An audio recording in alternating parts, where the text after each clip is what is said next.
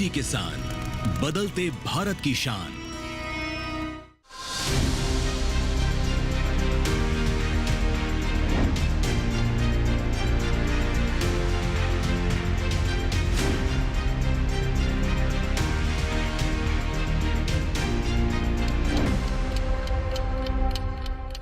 नमस्कार, दूरदर्शन किसान पर आप सभी का स्वागत है। आप देख रहे हैं कार्यक्रम विचार विमर्श और मैं हूं आपके साथ पुलकित शुक्ला। विचार विमर्श के इस कार्यक्रम में हर बार की तरह हम खेती किसानी में कुछ नए पहलू किस तरीके से आते हैं और कैसे उन पहलुओं का इस्तेमाल कर आप खेती किसानी में परिवर्तन लाकर अपने मुनाफे को बढ़ाकर उत्पादन को बढ़ा सकते हैं, ऐसी कुछ खास बातें इस कार्यक्रम के माध्यम से आप तक पहुंचाई जाती हैं।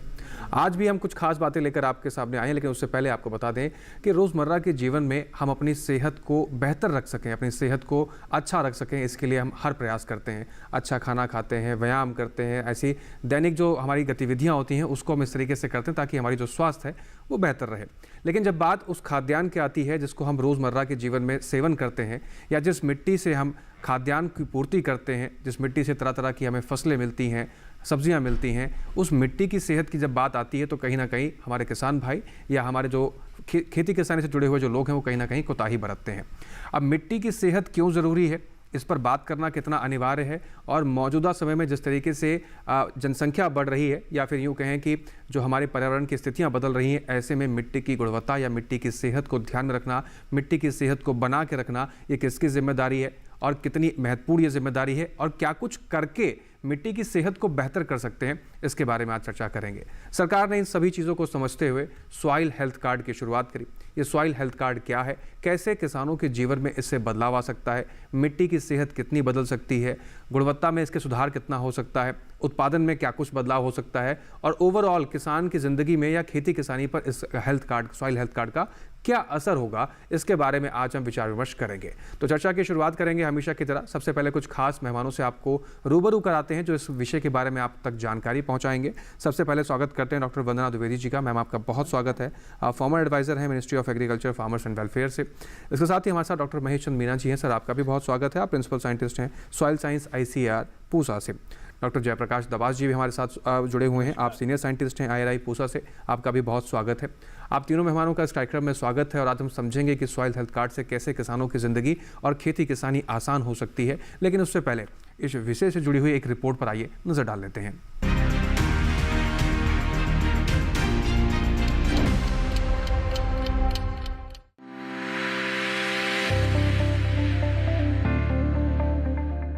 मृदा स्वास्थ्य कार्ड में जिन 12 मापदंडों को जांचा जाता है उनमें नाइट्रोजन, फास्फोरस, पोटेशियम और सल्फर जैसे मैक्रो पोषक तत्व शामिल हैं, जबकि जिंक, आयरन, बोरॉन, तांबा, मैग्नीज जैसे माइक्रो पोषक तत्वों को लिया गया है। इनके अलावा मिट्टी का pH मान, विद्युत चालकता और कार्बनिक कार्बन की जांच भी मृदा स्वास्थ्य कार्ड में दर्ज होती है। मृदा स्वास्थ्य कार्ड का मकसद हर 2 साल में सभी किसानों को मृदा स्वास्थ्य कार्ड जारी करना था। इसके लिए जगह जगह मृदा परीक्षण प्रयोगशालाएं स्थापित की गईं और मृदा स्वास्थ्य कार्ड पोर्टल भी तैयार किया गया। किसान चाहे तो जांच रिपोर्ट पोर्टल पर भी देख सकते हैं। इसी पोर्टल पर निकटतम प्रयोगशाला का नाम, पता, फोन नंबर और ईमेल ID भी उपलब्ध है। मृदा स्वास्थ्य कार्ड मिट्टी की सेहत से जुड़ी जानकारी ही उपलब्ध नहीं कराता, बल्कि उसके संतुलित पोषण, जैव उर्वरक, गोबर की खाद, वर्मी कंपोस्ट और नीम या सल्फर लेपित यूरिया के उपयोग को बढ़ाने के लिए किसानों को प्रेरित भी करता है। मृदा स्वास्थ्य कार्ड पूरी तरह मुफ्त है। इस पर आने वाले सभी खर्च सरकार उठाती है। कार्ड लेने के लिए कहीं जाने की जरूरत नहीं है। आप इसकी वेबसाइट से घर बैठे भी डाउनलोड कर सकते हैं। ये कार्ड भारत के सभी किसानों के लिए मुफ्त है। 2015 से लेकर अब तक 8,272 मृदा स्वास्थ्य परीक्षण प्रयोगशालाएं और 24 करोड़ 74 लाख कार्ड जनरेट हो चुके हैं। योजना का पहला चरण 2015 से 2017 तक चला था। इसमें कुल 10 करोड़ 74 लाख कार्ड वितरित किए गए। दूसरा चरण 2017 से 2019 के बीच था, जिसमें 12 करोड़ 19 लाख से अधिक कार्ड बांटे गए। 2020-21 में करीब 16 लाख 84 हजार, 2022-23 में 42 लाख 22 हजार और 2024-25 में 53 लाख से ऊपर कार्ड जारी किए जा चुके हैं। इसके अलावा 2019-20 के दौरान मॉडल विलेज के अंतर्गत 23 लाख 71 हजार से अधिक कार्ड बांटे गए। 2022-23 के दौरान मृदा स्वास्थ्य कार्ड योजना को मृदा स्वास्थ्य एवं उर्वरता के नाम से राष्ट्रीय कृषि विकास योजना में एक घटक के रूप में विलय कर दिया गया।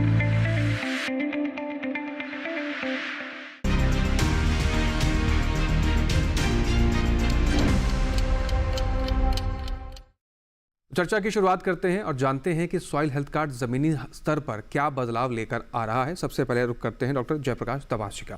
डॉक्टर जेपी दबास जी, जिस तरीके से खेती किसानी में बहुत सी चीज़ें बदल रही हैं, नई नई चीज़ें ईजाद हो रही हैं, टेक्नोलॉजी बढ़ रही है, अब ये सॉइल हेल्थ कार्ड की शुरुआत सरकार ने 2015 में लगभग की थी। आज सॉइल हेल्थ कार्ड की क्या स्थिति है और ये कितना ज़रूरी कारक है खेती किसानी में? इससे क्या कुछ परिवर्तन लाने की संभावनाएं देखी जा सकती हैं? सॉइल हेल्थ कार्ड आज के दिन की आवश्यकता बन गई है और हर किसान को इसके अपनी मिट्टी के बारे में जानना बहुत ज़रूरी है। वैसे तो किसान काफ़ी समय से खेती कर रहा है, उसको अपनी मिट्टी के बारे में काफ़ी ज्ञान होता है, लेकिन जो सही ज्ञान उसकी मिट्टी में कौन कौन से पोषक तत्व हैं, कितनी मात्रा में है, उसकी मिट्टी की पीएच कितनी है, ईसी कितनी है, ऑर्गेनिक कार्बन कितना है, जब तक इनका सही ज्ञान नहीं होगा तब तक वो डिसाइड नहीं कर सकता कि वो कौन सी फसल लगाए और फसल में कौन सी किस्म का चुनाव करे कि जो उसको अच्छा पैदावार देगी। इसके साथ साथ किसान जो है जब तुक्के से खाद लगाता है कि मुझे इतने कट्टे डीएपी के डालने, इतने यूरिया के डालने, इतना पोटास डालना है, तो कई बार कुछ पोषक तत्व तो आवश्यकता से अधिक डल जाते हैं और कुछ पोषक तत्व ऐसे जो होते हैं जिनकी मिट्टी में कमी है और जिनका होना बहुत अनिवार्य है, लेकिन किसान उनको डाल नहीं पाता है क्योंकि उसका ज्ञान नहीं है। तो ये सॉइल हेल्थ कार्ड उसको सबसे पहले तो ये ज्ञान प्रदान करता है। दूसरी बात ये आती है कि हम बार बार रासायनिक खादों का प्रयोग कर रहे हैं, लेकिन इसके साथ साथ में हमारे पास जीवाणु खाद भी हैं, हमारे पास बल्कि जो ऑर्गेनिक मैन्योर जिसको हम कहते हैं वो भी हमारे सब पास हैं। तो उनका उपयोग भी होना बहुत ज़रूरी है। जब तक हम समेकित हमारा जो पोषक तत्व प्रबंधन नहीं करेंगे तब तक किसान को सही उत्पादन नहीं मिल पाएगा, उसका उत्पादन लागत भी कम नहीं हो पाएगी और मिट्टी का स्वास्थ्य भी ठीक नहीं रहेगा। तो इसके साथ साथ इनका होना भी बहुत ज़रूरी है। जैसे कि आप देखते हैं कि किसान भाई हर समय डीपी का प्रयोग करते हैं हर फसल में, लेकिन काफ़ी मात्रा में फास्फोरस ऐसे होती है सॉइल में जो कि अनुपलब्ध फॉर्म में हो जाती है, लेकिन होती है, पौधा नहीं ले सकता है। उसके लिए एक छोटा सा जीवाणु खाद का अगर टीका लगा देते हैं तो हमारा 25 से 30% जो है डीएपी की बचत हो सकती है, क्योंकि वो उसको घुलनशील अवस्था में परिवर्तित कर देगा और इससे पौधे जो है उसको ले पाएंगे। इसी तरह से माइक्रोराइजा है जो कि जो जमीन के अंदर बहुत सारे जो पोषक तत्व उपलब्ध हैं वो पौधे नहीं ले पाते हैं, लेकिन उसके जड़ों के पास चारों तरफ फंगस जगह बनाती है तो वो वहाँ पे जितने पोषक तत्व उनको घुलनशील मात्रा उसमें अवस्था में परिवर्तित कर देती है और पौधा उससे ले पाता है। तो सबसे ये आज के दिन की एक आवश्यकता हो गई है और किसान को इसके बारे में इसका होना भी बहुत ज़रूरी है। लेकिन सबसे ज़रूरी है कि जब हम सॉइल हेल्थ कार्ड की बात करते हैं तो सॉइल हेल्थ कार्ड बनवाने में सबसे पहला तत्व आता है कि हमें मिट्टी का नमूना कैसे लेना है, तो वो उसका ज्ञान होना बहुत ज़रूरी है। अगर नमूना ठीक नहीं लिया गया तो आपकी मिट्टी की सही जानकारी आपको उपलब्ध नहीं हो पाएगी। तो मैं तो ये महसूस करता हूँ हर किसान को अपने हर खेत के बारे में मालूम होना चाहिए, तभी वो अच्छा उत्पादन ले पाएगा, उत्पादन लागत को कम कर पाएगा और समय के पोषक तत्व प्रबंधन करके वातावरण को भी सुरक्षित रखेगा, मिट्टी के स्वास्थ्य को सुरक्षित रखेगा, साथ साथ में उसकी अपनी आवश्यकताओं की भी पूरी कर पाएगा। जी, डॉक्टर महेश चंद मीना जी का रुख करते हैं। Doctor Meena ji, soil health card जब नहीं था तो तब क्या किसान उर्वरकों का इस्तेमाल गलत तरीके से करते थे? सॉइल हेल्थ कार्ड आने के बाद क्या सही तरीके से उर्वरकों का प्रयोग होने लगा है? शुरू होने से पहले की स्थिति क्या थी, अब क्या स्थिति है और क्या बदलने वाला है सॉइल हेल्थ कार्ड से किसानों की ज़िंदगी में? हाँ, बिल्कुल आपने बहुत सही बताया। जैसे यदि हम पहले की बात करें तो देखो किसान में जागरूकता ही नहीं थी कि मृदा का भी कोई स्वास्थ्य होता है, क्योंकि किसान था कि उसको अपना खेती करना है, जो मार्केट में डीलर के यहाँ उसको जो भी फर्टिलाइज़र उर्वरक मिला वो वहाँ से उठाया और डाला। लेकिन जैसे ही ये स्कीम आया उससे ये एक बहुत बड़ा मैसेज हमारे जो किसान और किसान ही नहीं पूरी हमारी जो पब्लिक है, हमारी जनता है, इसके बीच में ये एक बड़ा मैसेज गया कि मृदा का भी स्वास्थ्य होता है। और यदि जैसे हम अपने स्वास्थ्य के लिए जैसे आपने अपने शुरू में ही बताया कि हम क्या क्या प्रयास अपनी हेल्थ के लिए करते हैं, ऐसे ही मृदा स्वास्थ्य के लिए कि पहले उसका आकलन करें, उसकी जांच करें, ये तो एक बड़ा सवाल है। लेकिन उसको सुधारने के लिए यदि कहीं कोई दिक्कत है तो क्या क्या करें, तो आपने जो बताया बाद में, अभी मैं आपको एक छोटा सा बात बताता हूँ कि किसान ही नहीं, इवन हमारे शहरों में जो रहने वाली जो पॉपुलेशन है, जो जनता है, वो छोटे छोटे गमलों में कुछ अपना उगाता है, सब्जी वगैरह उगाता है सीजनल। इवन वो भी चाहता है कि उसका जो मिट्टी वो जो यूज कर रहा है जो पॉट में, उसका भी स्वास्थ्य वो जांच करा रहा है। और इससे जो सीधा जो ये इम्पैक्ट देखने को मिल रहा है वो लैब में जाके मिलता है। आप यदि लैब से पूछो कि पहले सैंपल कितने आते थे, अब सैंपल कितना आ रहा है, तो ये जो एक सबसे बड़ा बात जो गया अवेयरनेस, जागरूकता, ये बहुत बड़ी हुई। और इसके साथ साथ जो इम्पैक्ट आया फार्मर्स लेवल पे, तो वहाँ पे हम जैसे अभी डबा साहब बता रहे थे कि हम इतना जो फर्टिलाइजर का सेविंग कर सकते हैं, ये एक बहुत बड़ा मैसेज इस हमारे मृदा स्वास्थ्य से आया। क्योंकि जब टेस्टिंग होता है तो टेस्टिंग में अभी तक जो मृदा स्वास्थ्य कार्ड आने से पहले किसान जो डालता गया कंटिन्यू, तो जैसे हम फास्फोरस की बात करें या अपने कई माइक्रोन्यूट्रिएंट की बात करें, तो ये क्या हुआ कि इसकी जो दक्षता है, जो पौधा लेता है जितना अपन डालते हैं वो बहुत कम ले पाता है। जैसे फास्फोरस की बात करें तो 15 से 20% ही ले पाता है। बची जो क्वांटिटी है वो मिट्टी में फिक्स हो जाती है। तो वो सदियों से जब करते आए हैं, तो उसमें क्या है ना, फास्फोरस का लेवल कई जगह हमारे कई स्टेट में बहुत ज़्यादा हो गया। अब वहाँ पे यदि देखा जाए तो मृदा स्वास्थ्य कार्ड बनने के बाद ये पता लगा कि हमारा फास्फोरस हाई लेवल में आ गया, तो उसमें वहाँ ज़्यादा फास्फोरस डालने की जरूरत नहीं है। इवन हम क्वांटिटी आधा करके, दवा साहब अभी बता रहे थे कि हम माइक्रो जो जीवाणु खाद वगैरह का उपयोग करके उसको वहाँ से सॉलिबलाइज और मोबिलाइज कर दें, तो हम आधी क्वांटिटी फॉस्फेटिक फर्टिलाइजर की हम बचा सकते हैं। ऐसे ही हमारे जैसे सूक्ष्म तत्वों की बात करें, जैसे हमारा जिंक है, जस्ता जो अपन बोलते हैं, आयरन है, इनकी भी दक्षता बहुत कम होती है। इसमें 2 से 5% ही पौधे ले पाते हैं जितना अपन फर्टिलाइजर डालते हैं। तो इसके में भी यही हुआ, कई जगह या तो किसान डालता नहीं था तो वहाँ तो डेफिशिएंसी हो गई, लेकिन जहाँ किसान डालता था वहाँ पे उसकी बहुत ज़्यादा मतलब अवेलेबिलिटी हो गई। तो वो भी कभी कभी दूसरे पोषक तत्वों के बढ़वार को अफेक्ट करता है, मतलब उसकी उपलब्धता को प्रभावित करता है। तो ये एक मतलब बैलेंस करना, जो हमारा स्वास्थ्य कार्ड है वो उसकी समस्या तो बताता ही है, समस्या के साथ साथ पोषक तत्वों का बैलेंस करना, कि कहीं ज़्यादा है तो उसको कम करना, कम है तो ज़्यादा करना, मतलब ऑप्टिमम लेवल में हमको अपनी क्रॉप के लिए, फसल के लिए उपलब्ध कराना है। यही इसका एक सबसे बड़ा संदेश है जी। तो सॉइल हेल्थ कार्ड को इस तरीके से देखा जाए कि किसान भाइयों को किस तरीके से उर्वरकों का प्रयोग करना है, कितनी मात्रा में करना है, उनकी मिट्टी की स्वास्थ्य कैसी है, इसको मॉनिटर करने का एक शस्त्र के रूप में इसको कहा जा सकता है। डॉक्टर वंदना द्विवेदी जी को आरोप करते हैं। डॉक्टर वंदना जी, अगर आपसे समझें हम कि सॉइल हेल्थ कार्ड किसान भाई, तो पहले बात सरकार की करते हैं। सरकार खेती किसानी में नित नए प्रयास करती है कि ऐसे बदलाव ला सके जिससे हमारे किसान भाइयों की आमदनी दुगनी हो, और ये सपना हमारे प्रधानमंत्री नरेंद्र मोदी जी का भी है।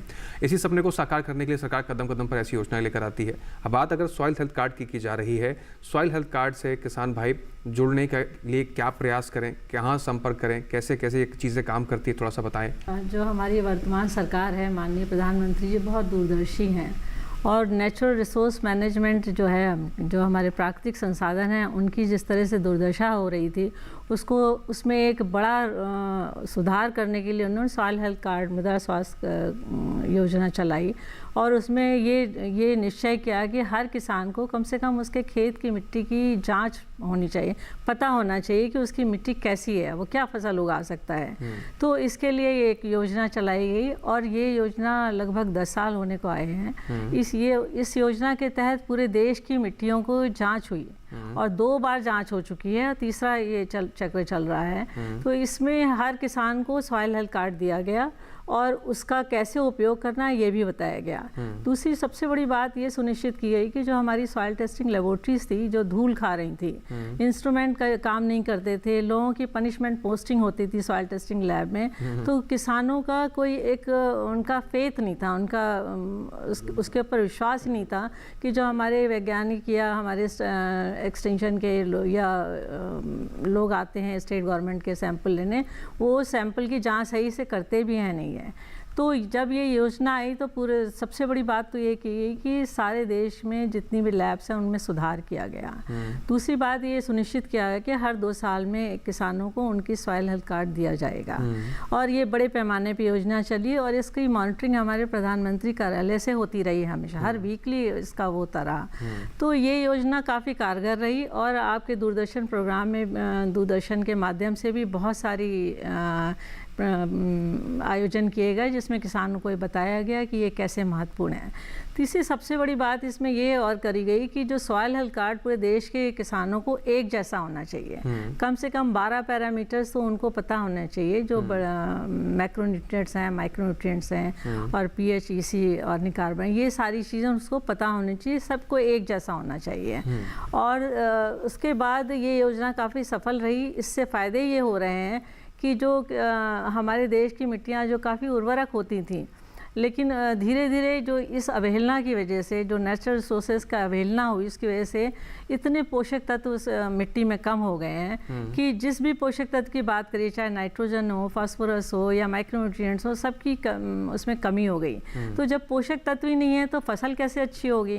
तो ये एक बहुत बड़ा क्रांतिकारी कदम लिया गया और इसको कैसे कारगर किया, इसके लिए हर स्तर पर प्रयास किए गए। राज्य सरकारों के साथ में मिलकर इसको योजना को चलाया गया और हर देश का बच्चा ये जानता है कि सॉइल हेल्थ कार्ड क्या है। किसानों के अंदर बहुत बड़ी जागरूकता आई और हमारे वैज्ञानिकों ने भी एक से एक बढ़कर काम किए। एक मृदा स्वास्थ्य कार्ड की जो एक सॉइल हेल्थ कार्ड किट है वो एक ईजाद हुई है। आपके IRI ने भी एक STFR मीटर ईजाद किया है जो गांव के या पहाड़ी क्षेत्रों के दूर दराज के एरियो में छोटी सी मशीन है और वो आपको कहीं भी इस्टेब्लिश कर सकते हैं। वो पोर्टेबल भी है, कहीं ले जाके कर सकते हैं। दूसरी बात ये है कि हम जब सैंपल लेते हैं, सैंपल लेने का जो सॉइल सैंपल लेने का टाइम बहुत कम होता है। जब खेत में फसल ना हो उस समय हम लेते हैं सैंपल, तो वो बहुत थोड़ा सा टाइम होता है। उसमें ले जाके सैंपल फिर लैबों को जाएगा, वहाँ पे उसकी रजिस्ट्रेशन होगा, फिर टेस्टिंग होगी, फिर अब किसानों को दिया जाएगा। तो इसके लिए एक पोर्टल बनाया गया और उस पोर्टल के माध्यम से ये बहुत बड़ा कदम था और पूरा विश्व इस बात के लिए हम लोगों की सराहना करता है और वो हमारे साथ जुड़ना चाहता है कि पूरे देश की मिट्टियों की एक पोर्टल के अंदर सारी रिपोर्ट्स आ गई और कोई भी किसान जब अगर कार्ड खो भी गया है तो वो अपने चाहे खसरा नंबर बताए, अपना मोबाइल जो भी उसने टैग कराया है, रजिस्टर्ड कराया, उसके माध्यम से दोबारा निकाल सकता है। कई क्षेत्रों में बाढ़ आ जाती है, बह जाते हैं सामान, तो दोबारा से प्राप्त कर सकता है। इसके अलावा एक और भी अच्छी काम किया कि आपकी सेहत तो बताई गई, लेकिन साथ में चूंकि हमारे यहाँ 3 फसलें होती हैं तो कम से कम 6 फसलों के लिए, 2 खरीफ रबी जायद के हिसाब से 6 फसलों के लिए क्या पोषक तत्व देने चाहिए समेकित पोषक तत्व प्रबंधन के लिए। सिर्फ फर्टिलाइजर, केमिकल फर्टिलाइजर ही नहीं, उसमें ऑर्गेनिक कितना देना चाहिए, ऑर्गेनिक मैटर, कंपोस्ट, FIM कितना देना है या उसमें बायो फर्टिलाइजर्स कितने देने हैं, क्योंकि हमारी जितनी मिट्टी दिखाई देती है उससे सैकड़ों करोड़ों सूक्ष्म जीवाणु मिट्टी के नीचे होते हैं, अंदर होते हैं, जो उसमें काम करते हैं। तभी तो ये सदियों से चलती चली आ रही है, अरबों खरबों से ये धरा चलती आ रही है।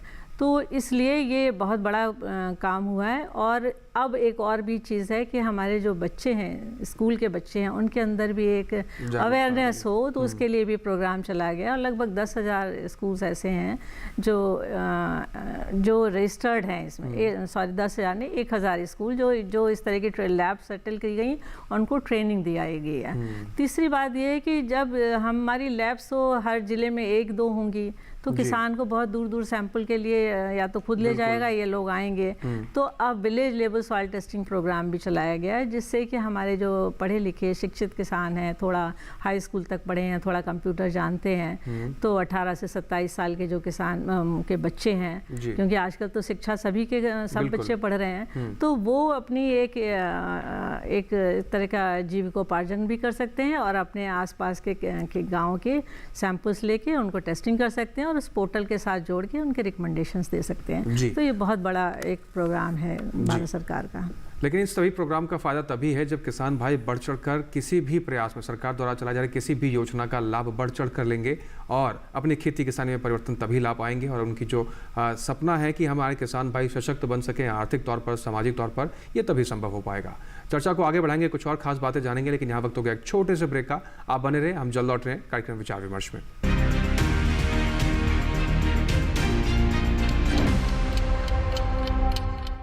आज देश का किसान बढ़ा रहा है कृषि आधारित उद्योग की ओर कदम। उसकी इस यात्रा में साथ है SBI का agri and food enterprise loan. हर प्रकार की फूड प्रोसेसिंग तथा कृषि निर्यात इकाई के लिए संपूर्ण समाधान। ये लोन उपलब्ध है 1 लाख से 100 करोड़ की धनराशि तक और इसको चुकाने की समय सीमा है अधिकतम 10 साल। क्रेडिट गारंटी कवर की सीमा तक 0 कोलेटरल सिक्योरिटी। SBI का agri and food enterprise loan बन रहा है किसान की उन्नति का आधार।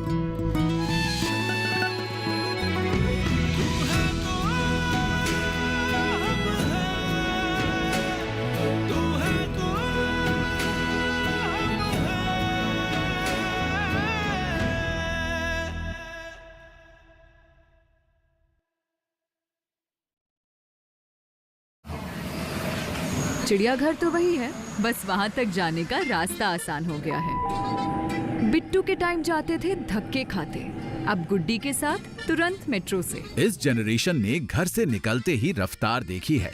यही अमृत पीढ़ी हमें ले जाएगी विकसित भारत तक।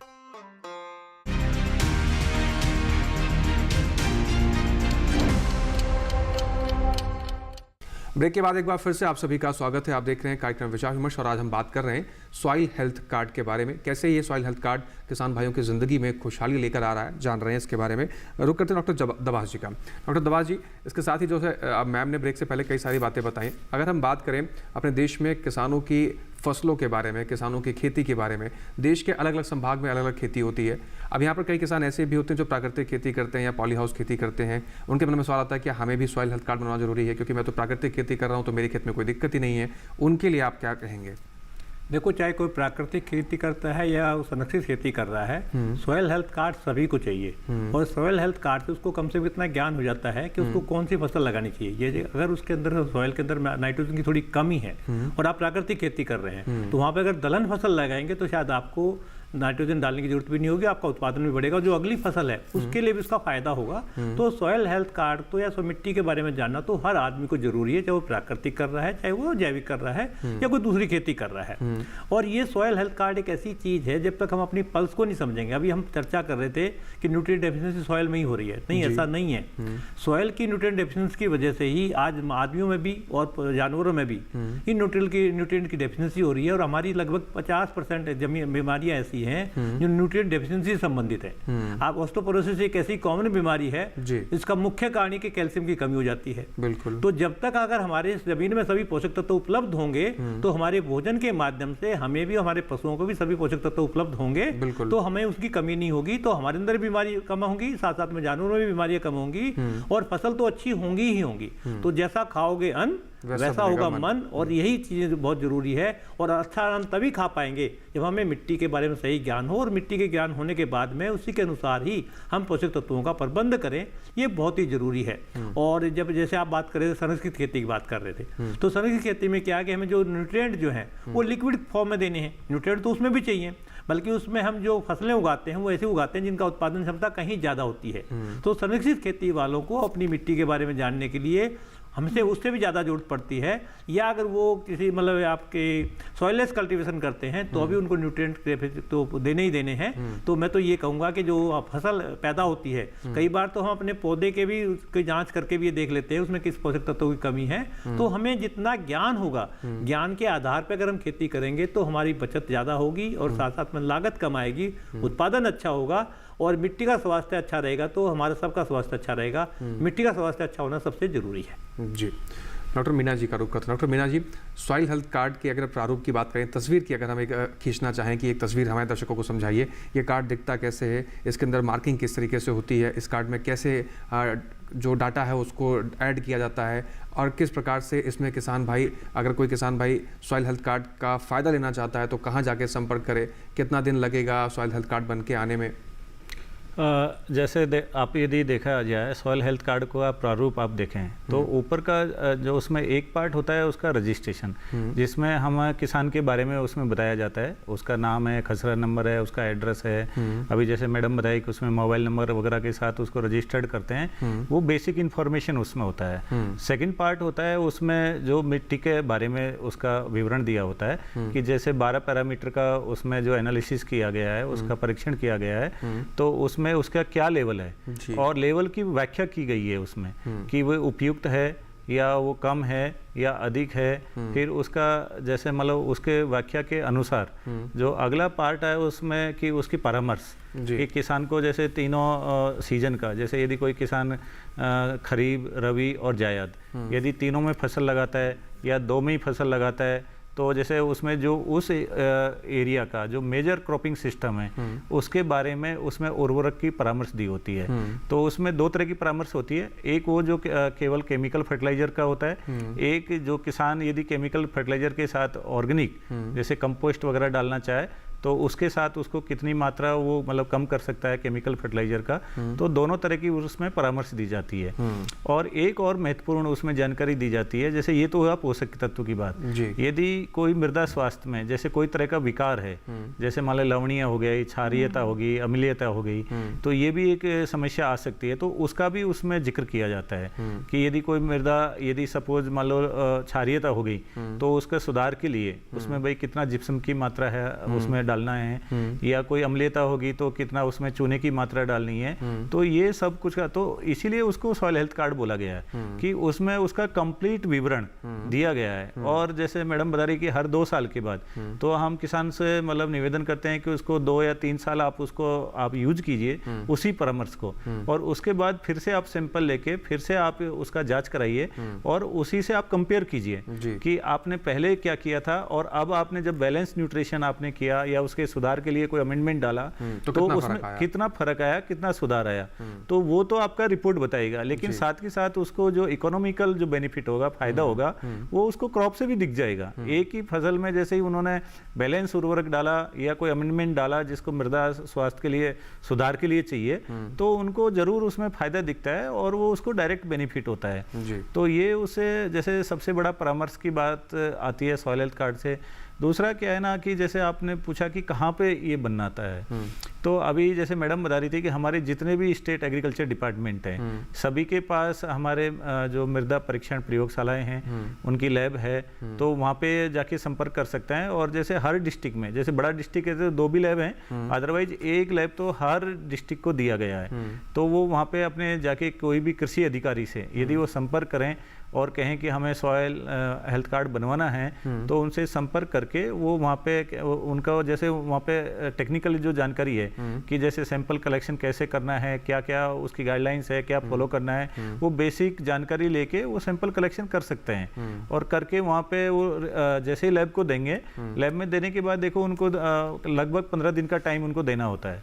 15 दिन में क्योंकि उसका जैसे प्रोसेसिंग होगा, उसका टेस्टिंग होगा, टेस्टिंग के बाद रिपोर्ट जनरेट होगा, परामर्श डेवलप होगा और उसको एक सॉइल हेल्थ कार्ड प्रिंट रूप में उसको मिलेगा। और जैसे मैडम ने बोला कि जैसे वहाँ से प्रिंट आप हार्ड कॉपी ले सकते हैं तो अच्छी बात है, अदरवाइज आप उसको अपना खुद भी डाउनलोड कर सकते हैं जो पोर्टल से, तो वहाँ से भी उसको लिया जा सकता है।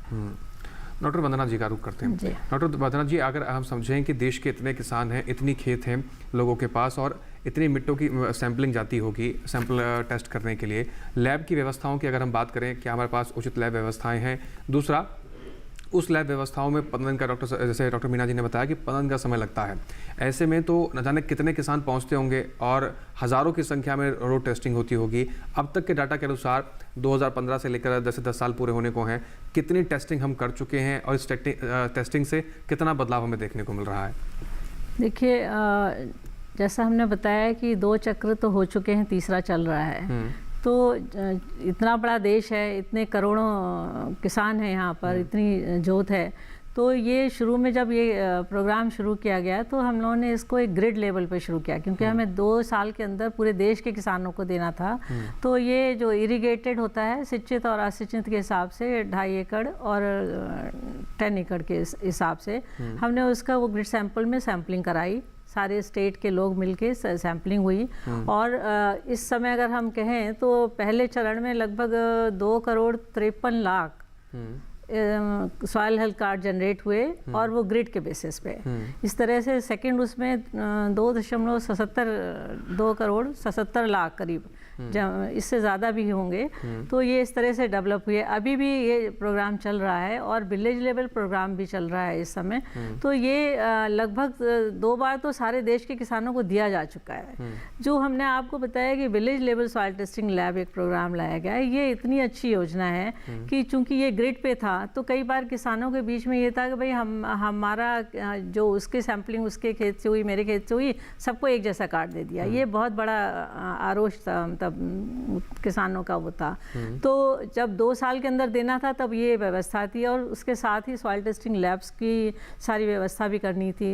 तो अब लेकिन स्थिति दूसरी है। अब हमारे देश में इतनी मोबाइल सॉइल टेस्टिंग लैब्स हैं, स्टैटिक लैब्स हैं, और वो सक्षम है इन सबको करने के लिए। साथ ही जो विलेज लेवल प्रोग्राम है, ये इसको अभी पिछले साल से ही जो हमारी राष्ट्रीय कृषि विकास योजना है उसके साथ भी जोड़ दिया गया है। तो अगर राज्य सरकारें चाहें या किसान उन्हें आग्रह करें कि हमारे उसमें भी इसे सॉइल टेस्टिंग लैब हमारे विलेज में भी होनी चाहिए, तो उनको जल्दी से मिल जाएगा, रिजल्ट जल्दी मिल जाएंगे। तो उसके लिए भी प्रावधान किया गया है। और राज्य सरकार के जो प्रधानमंत्री कृषि विकास योजना में डिस्ट्रिक्ट लेवल की जो कमेटी होती है उसके रिकमेंडेशन में वो village soil testing lab approve हो जाती है, और उसके लिए लगभग 1.5 लाख रुपए की वो सब्सिडी भी दी जाती है उससे। और उसको जो हमारा पोर्टल है उसके साथ नेटवर्किंग हो जाती है, जिससे कि वो रिकमेंडेशंस आ जाती हैं उसमें। तो ये एक बहुत बड़ा कदम है, और इससे काफ़ी किसानों को फ़ायदे भी हो रहे हैं, क्योंकि कुछ किसान बहुत ही इंटेंसिव फार्मिंग करते हैं और उनको जल्दी जल्दी टेस्टिंग भी करानी होती है। तो इसके आधार पे एक बैलेंस न्यूट्रिशन से कुछ फर्टिलाइजर्स का खपत बढ़ी भी है, कुछ की कम भी हुई है। और ये किसान अगर सभी किसान इसको फॉलो करते हैं इंटीग्रेटेड तरीके से, यानी उसमें FIM ऑर्गेनिक के साथ में, तो ये उनको बहुत बड़ा लाभ मिलेगा। और जैसे सरकार की योजना है कि फसल की आय दुगनी करी जाए किसान की, तो उसके लिए एक बहुत अहम भूमिका भी है इस सॉइल हेल्थ कार्ड की योजना की। लेकिन मैं यहाँ पर एक बात और कहूँगी कि हम बैलेंस न्यूट्रिशन की बात तो कर रहे हैं सॉइल हेल्थ कार्ड से, लेकिन कई बार हमें किस समय कैसी फर्टिलाइजर डालनी है, कौन सी डालनी है, कितना पानी किसान के पास अवेलेबल है, उसकी मिट्टी कैसी है, तो हमें हमारे देश को आवश्यकता है कि गुड एग्रीकल्चर प्रैक्टिसेस का फॉलो करें। उससे ये होगा कि एक जो अच्छा पोषण हम किसान इंसानों को मिलेगा, जानवरों को भी मिलेगा, और उससे बीमारियां भी कम होंगी, और पौधों में, पेड़ों में भी बीमारियां कम लगेंगी, ताकि हमारी जो मेडिसिन की जो रिक्वायरमेंट बढ़ती जा रही है वो कम होगी। जी डॉक्टर वंदना जी, साथ में क्या जब सैम्पलिंग के लिए किसान पहुंचता है लैब में, क्या ये चार्जेबल है, कितनी फीस लगती है, या फिर ये मुफ्त है? ये स्टेट गवर्नमेंट की तरफ से मुफ्त है, क्योंकि सरकार ये योजना चला रही है। तो 300 रुपये एक सॉइल हेल्थ कार्ड का होता है, उसमें 20 रुपये जो है सॉइल सैम्पलिंग के लिए होते हैं। जो village level soil testing laboratories में काम करते हैं उनको वो चार्ज कर सकते हैं किसान से डायरेक्टली, लेकिन 20 रुपये सरकार उनको देती है सैंपल के लिए। और उनको एक village level soil testing labs को जो टारगेट दिया गया है वो 3000 सैंपल पर एनम का दिया गया है। जी, डॉक्टर दबाज जी का रुख करते हैं। डॉक्टर दबाज जी, इन सभी चीज़ों में एक सबसे महत्वपूर्ण जो चीज़ है वो सैंपल लेने का तरीका कितना महत्वपूर्ण है, और किस तरीके से किसान भाइयों को सैंपल लेना चाहिए ताकि उनकी खेत सही तरीके से उनको न्यूट्रिशन दे सकें? क्या खेत के सिर्फ एक कोने से सैंपल लें, क्या खेत के कई कोने से सैंपल लेना है, कितनी गहराई से सैंपल लेना है, इसके बारे में थोड़ा सा समझाइए। देखो, सैंपल लेना सबसे महत्वपूर्ण है, और जब सैंपल लेने की बात करते हैं तो एक तो सबसे पहले खेत खाली होना बहुत ज़रूरी है। दूसरा, खेत में जो देसी खाद है, या तो अगर डली है तो उसके आसपास से ना लें, बल्कि ऐसी तो किसी पेड़ के पास से ना लें, और खेत में किनारे से ना लें, और कम से कम 5 से 10 जगह से खेत में लें, और कम से कम 3 मीटर जगह किनारे में छोड़ के अंदर से लें, और इस तरह से लें कि हमें पूरे खेत का रिप्रेजेंटेशन आ जाए। और खेत का जो हम सैंपल लेते हैं उसमें अगर ऑगर हमारे पास में तो सबसे अच्छी बात है, क्योंकि ऑगर में पूरे ऊपर से नीचे तक बराबर मिट्टी आती है। और अगर वी शेप का हम बनाते हैं तो उसमें किसान को ध्यान रखना है कि 6 इंच का वी शेप हम बनाएंगे, और उसमें से बिल्कुल एक बर्फी की तरह से उसको बराबर मिट्टी लेंगे, और इस मिट्टी को किसी जब बर्तन में रखेंगे वो बर्तन भी बिल्कुल साफ सुथरा होना बहुत जरूरी है। जहाँ पे उसको हम मिक्स करेंगे वो जगह भी साफ सुथरी होनी बहुत जरूरी है। और सबसे जरूरी बात यह है कि हमें जो मिट्टी का सैंपल लेना है वो फसल कटने से कम 10 दिन बाद और लगने से पहले लगा लेना है। और मिट्टी का सैंपल जब लेंगे तो उसको अच्छी तरह मिक्स करना है, और मिक्स करने के बाद में हमें केवल मुश्किल से आधा किलो मिट्टी देनी होती है, लेकिन वो इस तरह से मिक्स करें कि हम मिट्टी को अच्छे से मिक्स करने के बाद में उसके 4 हिस्से कर लें, और आमने सामने के 2 हिस्से हटा दें, और फिर जो बचे हैं उनको फिर मिक्स करें। फिर इसी तरह से 2-3 बार काम करते हुए हम लगभग आधा से 1 किलो मिट्टी ले लेंगे।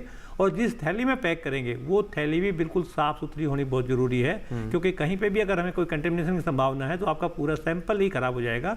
तो उसका विशेष ध्यान देने की आवश्यकता है। जब आती है गहराई की बात, अगर हमें एक वार्षिक फसलें ले रहे हैं तो 6 इंच तक का सैंपल का पर्याप्त है। लेकिन हमने अगर बागवानी वाली फसलें लेनी है तो उसमें सैंपल लेने का तरीका हमारा बिल्कुल बदल जाएगा। खासकर जहाँ बाग लगने हैं वहाँ पे ऊपर की 1 फीट मिट्टी का अलग आएगा, उससे 1 फीट से लेके लगभग 1.5 फीट का अलग आएगा, उसके सबसे नीचे वाली का अलग आएगा, और सबके अलग अलग सैंपल जाएंगे, तभी हम कह पाएंगे कि हमारे बाग के लिए मतलब ये मिट्टी उपयुक्त है। और उसमें ये सैंपल टेस्ट करने के बाद में हम सही से जांच कर पाएंगे कि इस मिट्टी में अगर बाग लगाते हैं तो कौन कौन से पोषक तत्व कितनी मात्रा में देने हैं। तो इन बातों का विशेष ध्यान रखना है। और सैंपल अगर आपका ठीक हो गया तो आपकी आधी लड़ाई जीत गया जी। अगर सैंपल लेने में ही गलती कर दी तो कितनी भी अच्छी लैब हो, कितनी भी अच्छी जांच हो, कितनी भी अच्छी हम सैंपल वो एनालिसिस करें, लेकिन वो ठीक नहीं आ पाएगा। इसलिए सबसे जो बेसिक चीज़ है वो नमूना लेने का सही तरीका और सही समय और सही जानकारी होना बहुत ज़रूरी है।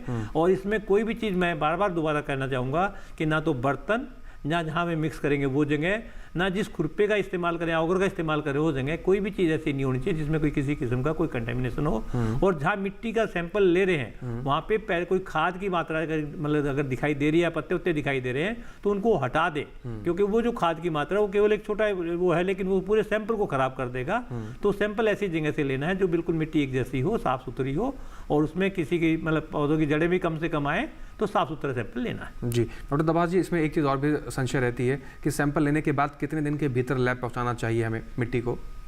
देखो मैं तो ये कहूँगा सैंपल लेने के बाद में एक तो आपके जो सैंपल लिया है उसके ऊपर पूरी जानकारी, जो अभी मीना साहब कह रहे थे कि किसान का नाम, आपका खसरा नंबर, खेत का नाम, खेत की पहचान, मिट्टी लेने का नमूना लेने की डेट, ये सारी की सारी चीज़ें समय पे लिख के और जितना जल्दी भेजें उतना अच्छी बात है, क्योंकि लैब में भी समय लगेगा और किसान को इसकी रिपोर्ट जल्दी चाहिए, क्योंकि फसल लगाने से पहले उसको रिपोर्ट मिल जाती है, तो उसी अनुसार वो जो बेसिक खाद डालेगा उनका उपयोग कर पाएगा। और जैसे कि मैडम ने भी कहा कि हम इसमें जो हमारी जो देसी खाद इनकी भी बात करते हैं, तो देसी खाद तो फसल लगने से लगभग 15 से 20 दिन पहले डलने चाहिए। तो इसलिए मैं कहना चाहूँगा कि उसमें बिल्कुल देरी ना करें, समय से उसमें लैब में पहुँचाए और समय से रिपोर्ट आने के बाद में उसकी रिपोर्ट के अनुसार ही आगे खादों की इससे प्रयोग करें। और जहाँ हम नमूना ले रहे हैं वहाँ पे ये देना जरूरी है कि हम उसमें खरीफ और रबी फसल में कौन कौन सी फसलें ले रहे हैं, जिससे कि आपको जो जाँच होने के बाद में जो आपको रिकमेंडेशन आएगी वो इसी के आधार पर आ सके। जी, तो ये कुछ खास बातें हैं कि सैंपल लेते हुए किसान भाई किन बातों का ध्यान रखें, और सैंपल ही सबसे महत्वपूर्ण प्रक्रिया है इस पूरे सैंपल सॉइल टेस्टिंग के अंदर, क्योंकि अगर आप सैंपल सही तरीके से नहीं पहुंचाएंगे, रिपोर्ट गलत आएगी, आगे की गतिविधियां गलत होगी। तो ये बेसिक बात है जो आपको बहुत बारीक से बहुत सही तरीके से ध्यान में रखनी है सैंपल लेते हुए। कुछ और खास महत्वपूर्ण बातें जानेंगे, लेकिन पहले यहाँ लेते हैं एक छोटा सा ब्रेक। आप सभी बने रहें, देखते रहें कार्यक्रम विचार विमर्श, हम जल्द लौट रहे हैं।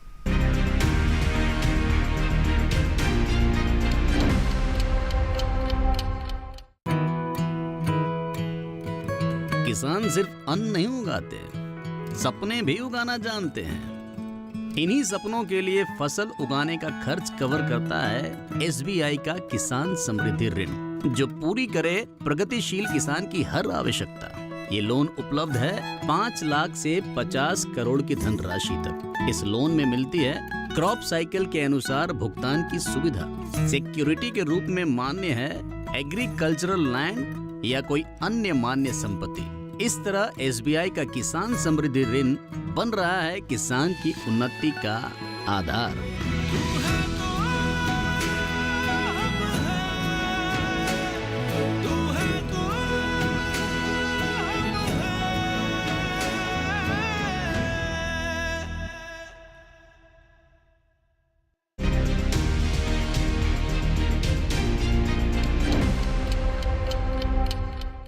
ब्रेक के बाद एक बार फिर से आप सभी का स्वागत है। विचार विमर्श देख रहे हैं आप, और अब चर्चा को आगे बढ़ाते हैं, बात करते हैं सॉइल हेल्थ कार्ड में लेकर और क्या कुछ खास बातें हैं जो किसान भाइयों को और फायदा पहुंचा सकती हैं। डॉक्टर वंदना जी का एक बार फिर से रुक करते हैं। डॉक्टर वंदना जी, अगर हम बात करें लैब टेस्टिंग को लेकर, कुछ खास बातें आपने बताई हैं, साथ ही अगर हम अब बात करते हैं कुछ एक महत्वपूर्ण पहलुओं को लेकर, जिसमें अगर बात की जाए कि ये जो लैब्स होती हैं ये हर डिस्ट्रिक्ट में उपलब्ध कराई गई हैं। किसान लैब्स को डायरेक्ट संपर्क करते हैं और उसके बाद एक साल में कितनी बार इसको टेस्टिंग करानी पड़ती है, एक साल की जो एक बार जो रिपोर्ट आई है वो कितने साल तक वैलिड होती है और दोबारा कब कराने की जरूरत पड़ती है? देखिए, हमने शुरू में जैसे बताया कि पहले जब ये योजना शुरू करी गई तो हर दूसरे साल एक उनको सॉइल हेल्थ कार्ड दिया गया किसानों को। लेकिन जो पोषण तत्व होते हैं मिट्टी से, उनका ह्रास अलग अलग फसलों में अलग अलग होता है। बिल्कुल। जो इरिगेटेड हैं, सिंचित हैं, उनमें चूँकि ज़्यादा इंटेंसिव फार्मिंग होती है इसलिए उसमें ज़्यादा लॉस होता है न्यूट्रिएंट्स का।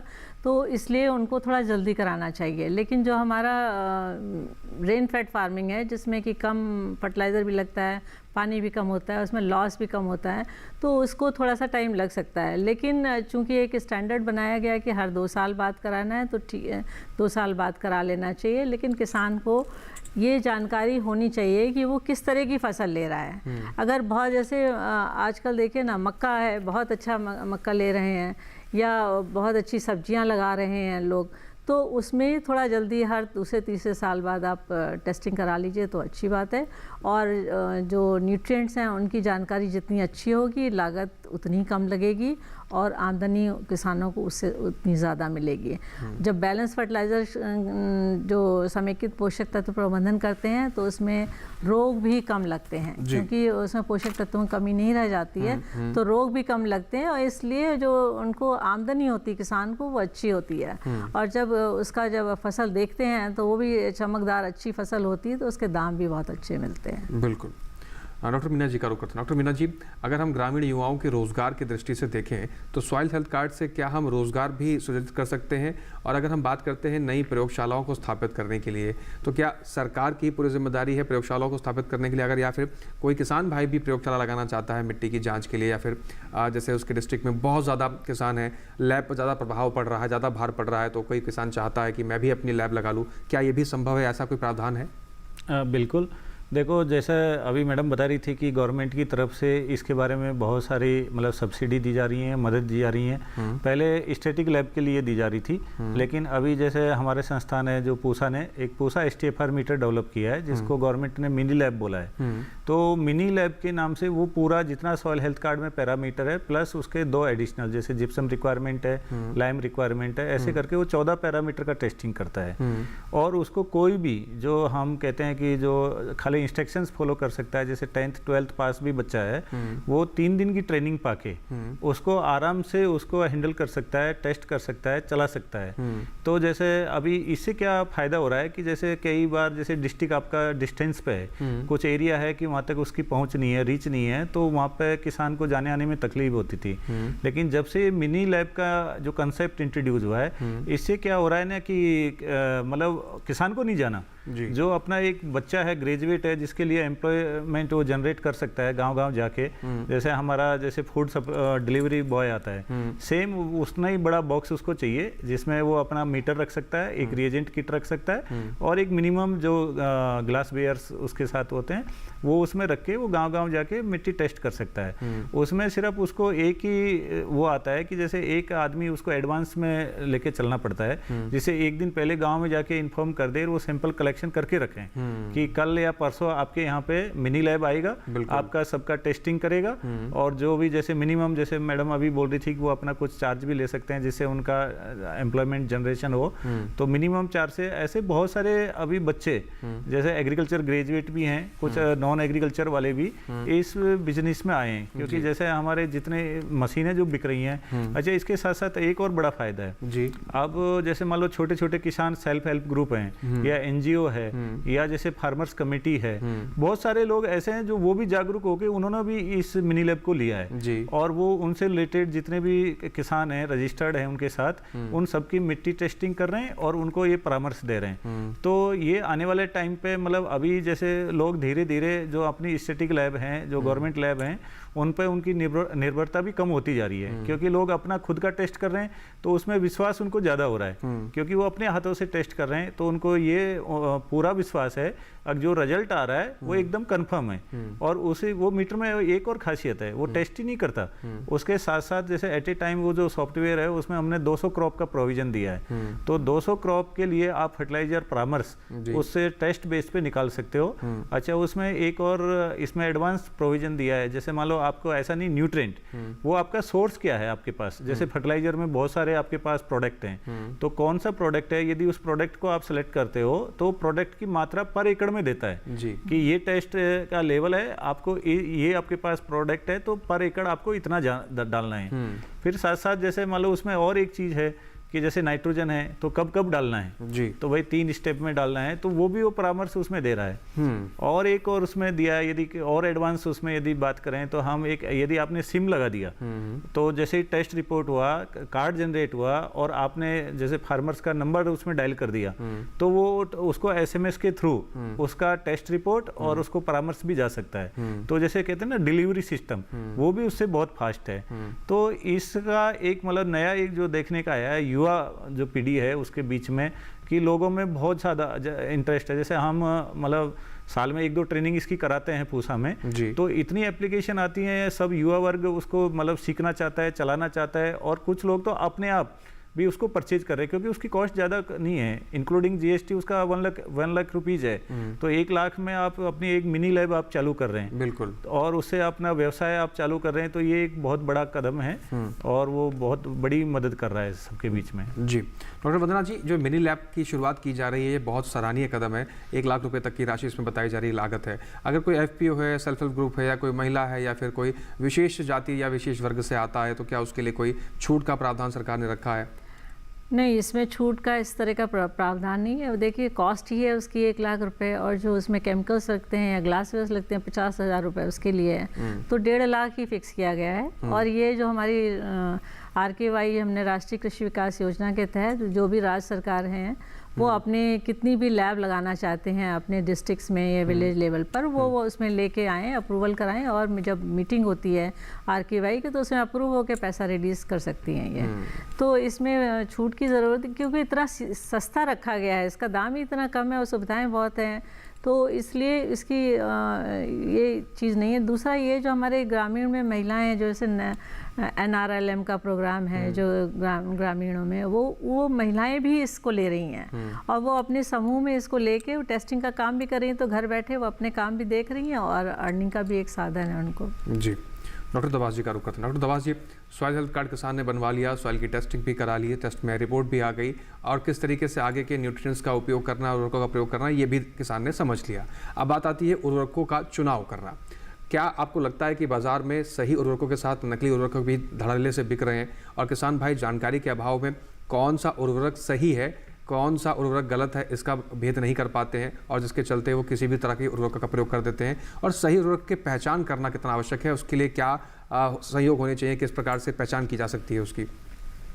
आपने बिल्कुल ठीक कहा। जब हमारे पास में अपनी मिट्टी की पूरी जांच की रिपोर्ट आ गई है, उसके बाद में हमें पोषक तत्व जो खरीदने हैं या उर्वरक खरीदने हैं वो सही जगह से खरीदने हैं। जैसे कि हमारे पास 2 तो हमारे फर्टिलाइजर कंपनियां ऐसी है जो कोऑपरेटिव्स की हैं, इफको एंड क्रिप्को हैं, तो ये काफ़ी फर्टिलाइजर तो इनसे मिल जाते हैं। इनके साथ साथ में फर्टिलाइजर के साथ साथ में ये बात करना बहुत जरूरी है कि हमें जीवाणु खादों का भी प्रयोग करना है।